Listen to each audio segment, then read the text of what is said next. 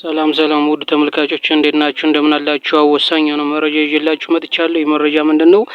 አገዛዙ እንግዲህ ከፍተኛ የሆነ ዘመቻ ዘምቷል። ይህም ምንድነው? የፋኖችን ስም ማጥላላት ነው።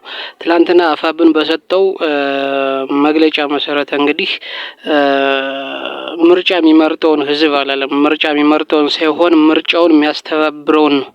ምርጫ ለመመረጥ የሚያስተባብረውን የውሸት ፓርቲ መስርቶ ምርጫ ላይ የሚሳተፈውን ነው እንጂ ያለ ለምርጫ የሚመርጠውን መራጩን ህዝብ አይደለም ያሉ። ስለዚህ አፋብን ያለው አሁንም በድጋሚ የብልጽግና ሰራዊት ስኳድ እና ያለው መንበረን ጨምሮ ከፍተኛ በተለይ የኦሮሞም የትግራይም የጎጃምም ባንዶች እንግዲህ ምንድነው ያሉት? ምርጫ የሚመርጥን ህዝብ ነው። ይሄ አይደለም ምርጫውን የሚያስተባብረውን ነው። ምክንያቱም ምርጫው የፌክ ነው። መራጮች ይጭበረበራሉ። በማን በተመራጮች እንመረጣለን በሚሉትና በሚያስተባብሩት።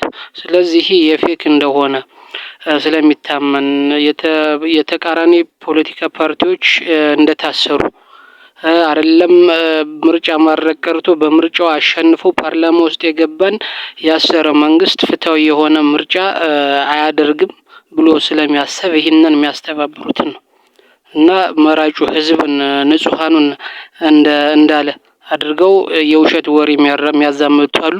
ይሄ ግን ምንድነው? አሁንም በግልጽ የሚነገረው ምርጫውን የሚያስተባብረው ነው። አስተባባሪዎችን እና የውሸት ፓርቲ መስርተው ልክ እንደነ ጋሻው መርሻ እንደነ በለጠ ሞላ እንደነ ጣይር መሐመድ አይነቱ እንደነ ዮሴፍ ኢብራሂም አይነቱን ለስልጣን የሚቀመጠው ነው።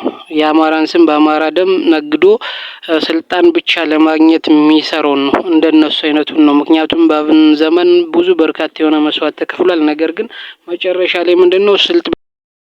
መጨረሻ ላይ በስልጣን ተከፋፍለው እርስ በርስ ነው የተተማመዱ። ምክንያቱም ክርስቲያን ታደለን መረጃ ሰጥተው እስከ ማሳሰር እና ዮሐንስ ቧያሌውን እስከ ማስደብደብ ድረስ የሆነ መረጃ እየሰጡ የውሸት መረጃ እየሰጡ በመጋረጃ ጀርባ በመመስከር እና ዮሐንስ ቧያሌውን ጭምር እንግዲህ ያሳሰሩ ናቸው። የክልሉን ምክር ቤት አባልን ማለት ነው።